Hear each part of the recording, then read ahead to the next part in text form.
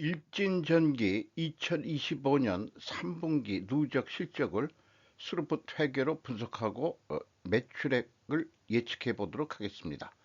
매출은 28.8% 증가했고 영업이익률 8%가 되겠습니다. 가공비 배부 재고자산 회전율은 6.6회전이고 PBR은 5.25 상태입니다. 재고자산 매출원가 회계가 투명한 것이 보입니다. 구독, 좋아요 부탁드립니다. 6,700억대 한전 입찰 담합, 효성 HD 현대 등 무더기 재판행, 아시아투데이 생존 우선순위에서도 소개를 했습니다만은 여기에 일진전기가 좀 나와 있습니다. 그리고 이런 담합행위에 의해서 전기료 인상에 전가가 됐다. 이렇게 검찰이 얘기를 했습니다. 그런데 이 전기료 인상의 근본 원인은 다른 곳에 있다고 제가 이렇게 글을 좀 작성해 봤는데, 가스 절연 개폐 장치 담합이 가능한 것이 독과점이라는 것이 원인으로 검찰은 말하는데, 한전 자체의 입찰 구매 제도의 허점도 들여다보아야 할 것 같습니다. 구매 담당자가 납품업체의 원가를 분석할 역량을 키워야 하지 않겠느냐. 담합이 손뼉이라면 공급자 쪽의 손만 작용하지는 않는다. 한전의 구매 원형 또는 비리 여부를 검찰은 조사를 추가로 해야 할 것이다. 이렇게 생각을 하게 됩니다. 자, 스루풋 회계로서 매출이 1조 4,146억 원, 전년도 3분기보다 28.8%가 증가했습니다. 매출에 비례하는 매출 재료비는 1조 1,185억 원으로 21.3%가 증가했습니다. 매출 증가율의 차이 마이너스 7.6%이기 때문에 원재료 및 상품 매입 가격이 하락했다고 추론을 해볼 수 있습니다. 스루풋율은 20.9%로 4.9% 상승했습니다. 운영경비 1,828억 원으로 53.9%나 크게 증가했습니다. TOE 생산성은 1.62로서 0.14포인트가 상승했습니다. 스루풋 영업이익은 1,132억 7,400만 원으로 99.7%나 증가했습니다. 원가회계 영업이익은 97.4%가 증가했고요. 원가회계 영업이익보다는 19억 4,600만 원이 적은 수치인데 이것은 가공비 배부 재고자산이 증가했기 때문입니다. 스루풋 영업이익률은 8%, 원가 영업이익률은 8.1%로 스루풋 쪽이 좀 낮습니다. 원가회계 영업 손익계산서입니다. 영업이익 1,152억 원 2,100만 원으로 97.4%. 요 위에서도 매출 증가율보다 매출 원가 증가율이 더 낮기 때문에 매출 총이익이 증가를 했고 판매 관리비가 그 이하로 증가했기 때문에 영업이익이 증가를 했습니다. 재고자산 내역, 상품, 제품, 제공품 합쳐서 가공비 배부 재고자산 1,829억 3,600만 원, 연초보다 254억 1,600만 원이 증가했습니다. 매년 유사한 금액이 지속적으로 증가하고 있네요. 2년 동안. 비용의 성격적 분류 분석 내용입니다. 회사는 재고자산의 변동을 제품과 제공품만 넣고 있습니다. 마이너스 244억 8,400만 원이면 재고가 증가했다는 뜻이고요. 원재료와 소모품 사용액, 그 다음에 상품 매출 원가는 매입액이 아니고 매출 원가 출고량 기준으로 한 거면은 A에는 요건 빼겠다는 것이 그의 표현입니다. 그래서 A, B, C를 더한 MC 매출원가 재료비는 1조 1,165억 7,600만 원으로 21.3%가 증가했고 운영경비 1,828억 원 53.9%가 증가했습니다. 운영 경비에서 판매관리비 881억 2,400만 원을 뺀 것이 가공비로서 946억 9,700만 원, 가공 비율이 8%밖에 되지 않습니다. 재료 비율이 그만큼 높은 업종이고 생산을 하는데 또한 자동화가 많이 되어 있지 않겠느냐 이렇게 이제 추정해 볼 수 있겠어요. 어, 생산 재료 비율이 0.9% 감소했습니다. 여기서도 우리는 원재료 및 상품 매입 가격이 하락했다라고 2차 추론을 해 볼 수 있겠습니다. 재고자산의 증감 내역을 비교 검증해 보면은 차이가 9억 3,200만 원인데 일본 WCAI는 스루풋에서 일단 기준을 정한 거고요. 상품까지 포함입니다. 삼성전자 같은 경우에는 그 상품과 제품을 같이 묶어서 표현하기 때문에 분리가 되질 않습니다. 비중도 좀 약하고 하는데 이 회사는 상품 비중을 좀 높게 평가해서 별도 독립적으로 산출하는 매출원가를 그렇게 산출하는 로직을 가지고 있네요. 그래서 상품의 증가액을 가감 빼면은 일치를 합니다. 1단계가 일치를 하면은 2단계 PQ 총 제조 비용도 일치를 합니다.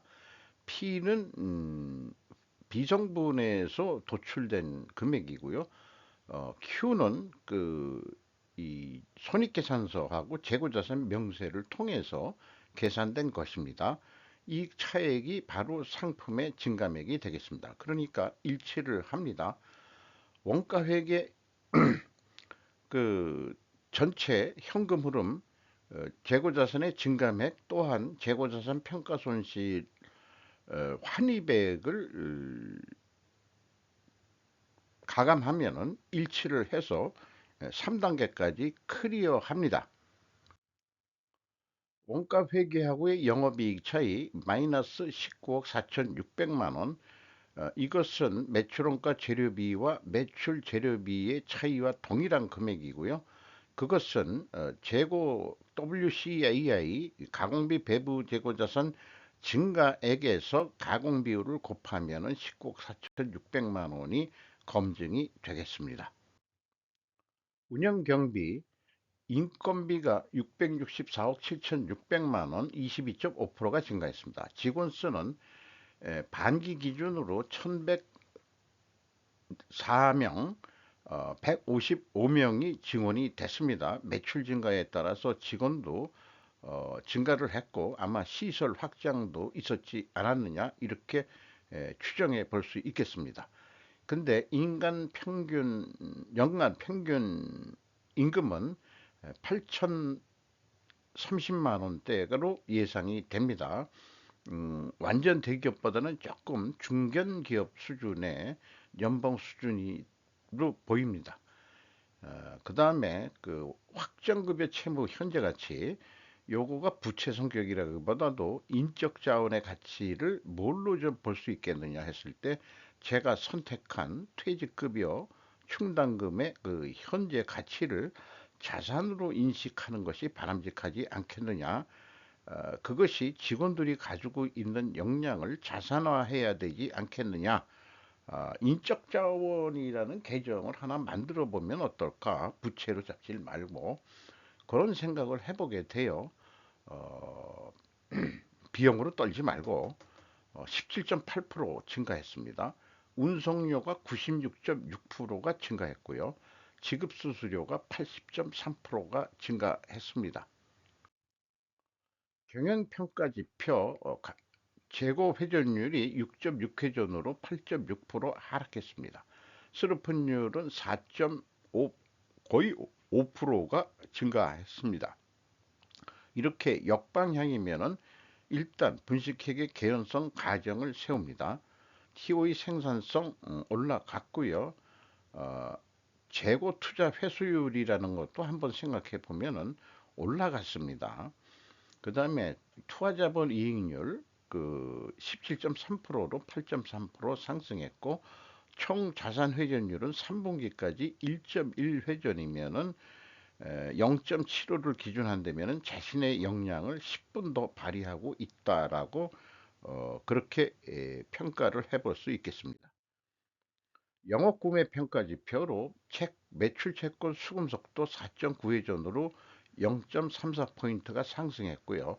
매입 세부 지급 속도도 1.3으로서 1.3 상승해가지고 수금 속도나 구매에 대한 대금 지급 속도가 다 증가했지만은 자기들이 수금하는 속도보다는 납품 협력업체의 대금 지급이 더 빠르다. 이것을 돈이 여유가 있어서 하는 경우도 있을 수 있겠는데요.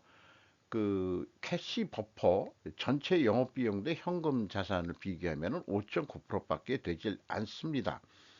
아, 뭐 현금을 그렇게 많이 가지고 있지 않으면서도 협력업체한테는 돈을 열심히 빨리 주고 있다. 바람직하긴 하고요.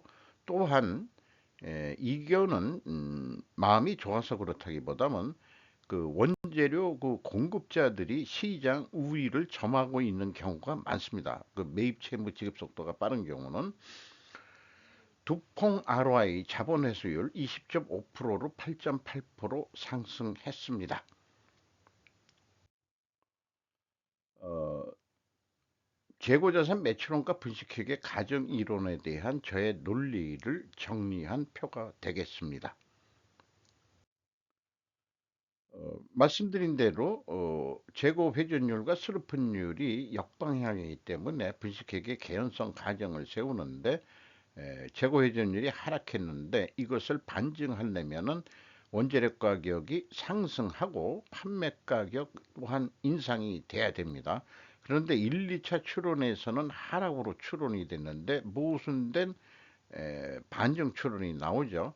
그럼 실제 상승을 했는지 두 개가 다 알아보도록 하고요. 또 하나 필연적으로 존재할 다른 증거는 수량에 의한 재고 회전율도 하락했어야 할 것입니다. 그래서 원재료 가격이 올랐냐? 올랐네요. 단 산술 평균으로는 6.2%인데 가중 평균을 하면은 6.1%가 상승이 됐습니다. 제품 전력성과 나선 이런 전선만 했고 일진전기는 자동 개폐기 뭐 이런 것들은 그 비중이 낮은 것 같아요.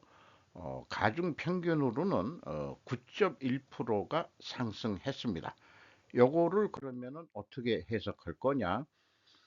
자, 원재료 가격이 상승하고 판매 가격은 상승했는데 원재료 가격이 상승했고 판매 가격도 상승했으니까 반증은 패스되는데 1, 2차 출원의 모수는 어떻게 해소할 수 있겠느냐 하면은 판매 가격이 9.1%더 올랐으니까 원재료 상승률보다는 더 많이 올랐죠. 상대적으로 원재료 가격은 손익계산성은 하락으로 표현이 될 것입니다.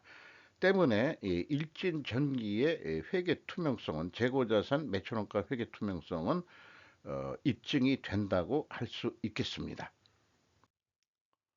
현금 재무지표로서 1번 EAT 세후현금 순이익 단기 순이익은 837억 8,100만 원인데 현금 세후현금 순이익은 1,476억 원이 되겠습니다.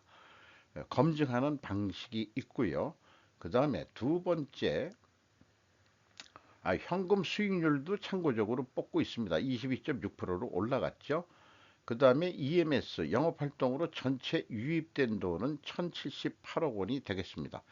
최종 번 돈은 308억 5,900만 원이 되겠습니다. 자본적 지출에는 165억 원을 투자를 더 했습니다. 잉여 현금 흐름으로서 채권자가 461억 6천만 원을 원리금 포함 이자까지 받아갔습니다. 그래서 레버리지 이자 부채율이 15.3%로 내려갔습니다. 지급 이자율 산출해 봤고요. 주주 잉여 현금은 142억 8,100만 원, 아마 이익 배당이 가장 많은 포션이 될 것으로 보입니다. 참고적으로 이런 걸 계산하기 위한 백데이터를 미리 산출해 놓는 것이 되겠습니다. 어, 최종 맨 밑에 이잉여금률 108.3%로 크게 상승을 했습니다. 3분기까지의 실적을 통해서 4분기 연말 매출액을 예측해 보도록 하겠습니다. 스루프 회계는 단 두 가지 변수로 간단하게 계산해 낼 수 있고 또 하나만 가지고도 가능한데 상호 보완적인 성격을 가지고 있고요. 원가 회계는 고려해야 될 게 매출원가 재고 반영 요소를 또 고려를 해야 될 것입니다. 요것은 그냥 넘어가겠습니다. 어, 견적서낼 때 일반적으로 좀 부풀리지 않겠냐 하는 제 논리예요. 그거를 수치적으로 또 보여드리겠습니다. 자, 먼저 스루풋 회계상으로는 손익계산서 손익분기점 계산 방식을 이용을 해서 운영경비 기준에서 어저께 팔린 만큼 내일도 팔릴 것이다. 1 더하기 25%, 4분기 25% 더하고 그 다음에 목표 이익도 두 가지를 더해가지고 스르픈율로 나누면은 1조 7,683억 원 정도가 나올 것으로 보이고요. 이것은 매출 재료비에도 똑같은 것을 적용해서 매출 재료 비율로 나누면은 동일한 금액으로 예측을 할 수 있겠습니다. 이것을 납품 단가라고 한다면은 어 176만 8천 원짜리로 팔겠다. 깎지 마라. 우리는 있는 그대로 하는 거다. 운영 경비도 인정해라. 이렇게 제시할 수 있고 또 한전 쪽의 구매 담당자라면은 이런 개념도 알고 있어야 되지 않겠냐. 그런데 원가 회계로 하면은 좀 복잡해지는데 일단 176만 8천 원에 어떤 개폐기 하나를 납품을 했다고 한다면은 14만 1,320원 남는다. 이게 단합에 의한 이익이 이게 많은 건지 저는 잘 모르겠네요. 그런데 이 금액보다도 더 이익을 내보자 하면은 연간 재고 회전율이 8.8회전 예상이 되는데 제조업이 바람직하기는 12회전 하면 참 좋습니다. 한 달분 재고만 가져가는 거. 그러니까 9.2회전까지 좀 4.2%더 노력을 해보자. 그러면은 매출 단가가 184만 2,700원으로 올라가는 효과가 있습니다. 이런 논리는 현금 보유액 곱하기 현금 회전율이 경제 규모로 하는 경제학자의 이론을 저는 채택을 합니다. 재고 회전율이 상승한 만큼 매출도 증가할 것이다 이게요. 그러니까 인벤토리 곱하기 인벤토리 턴이 매출 규모가 된다. 이런 얘기가 되겠습니다. 그래서 운영 경비가 0.5%좀 증가한다고 하더라도 영업이익은 15만 5,928원까지 증가시킬 수 있다. 자, 이렇게 스루풋은 예측을 해볼 수 있는데 원가 회계는 먼저 총 제조 비용을 내기 위해서는 생산 재료비, 가공비를 이제 1 더하기 25%로 해서 실적에 의해서 이렇게 계산해 내고 그러면 총 제조 비용이 나오는데 매출 원가를 알기 위해서는 기초 재고에서 기말 재고를 빼는 거죠. 그러면은 이게 재고를 감소했을 때는 플러스 작용이 되기 때문에 매출 원가가 1조 5,629원 아니 1조 5,629억 원 이렇게 올라가게 돼 있고요. 재고가 10% 감소하면은 매출 원가는 재고가 증가하면은 매출 원가는 감소하게 돼 있는 모순이 나오게 됩니다. 따라서 견적서를 어떻게 낼 거냐? 일단 손익을 예상을 해보면은 어, 똑같은 금액을 하니까 이것은 이제 역순으로 그 견적 단가를 만들어 가야 되는 거죠. 자, 매출 원가가 이 정도 나갈 거고, 그 다음에 판매 관리비도 25% 증가하니까 이거를 뒤로 더하면은 영업이익률도 증가해서 더하면은 181만 7천 원짜리가 되는데 재고가 증가했을 때는 178만 원에 팔아도 이익이 남는다. 전제 조건이 싸게 납품하려면 재고가 증가해야 된다는 이런 게 나오죠. 그러나 영업에서 우리는 그런 거 니들은 회계가 알아서 하는 거고 우리는 그런 거 모르겠고 있는 데이터만 주라우. 그래가지고 재료비하고 가공비하고 총재재 비용 나오죠. 판매 관리비 예상된 거 그럼 합계액에서 재고 증감은 우리는 모르겠고 마진 이거 넣으면은 179만 8,878만 원에 아니 878원에 팔면은 되지 않겠냐?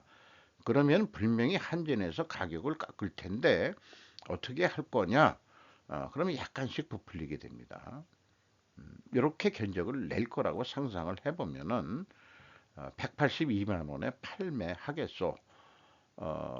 그런데 이 한정 구매 담당자가 제가 계산한 것처럼 똑똑해가지고 뭔 얘기야? 내가 봐서는 176만 8천 원이면은 당신들 그래도 남어. 이거로 좀 해. 그 단합을 못하게 할 수가 있다 이 말이에요. 그러면은 영업이익이 이 재고가 감소했을 때는 94,800원뿐이 안 남는데 재고가 증가할 때는 13만 천 원이다 이게. 그러니까 재고 증가의 유혹을 그 원가 회계는 계속 유혹을 하는 거죠. 마녀처럼. 이게 무슨 끊임없는 그 무슨 게임인 것 같아요. 이걸 게임으로 만들면 참 재밌을 것 같은데. 그래서 어쨌든 저기 재고 회전율 증가만큼 그 매출 증가를 더 노력을 해보자. 4.2%. 그러면 더 판매를 하는 거니까 이 재고는 더 줄어들죠.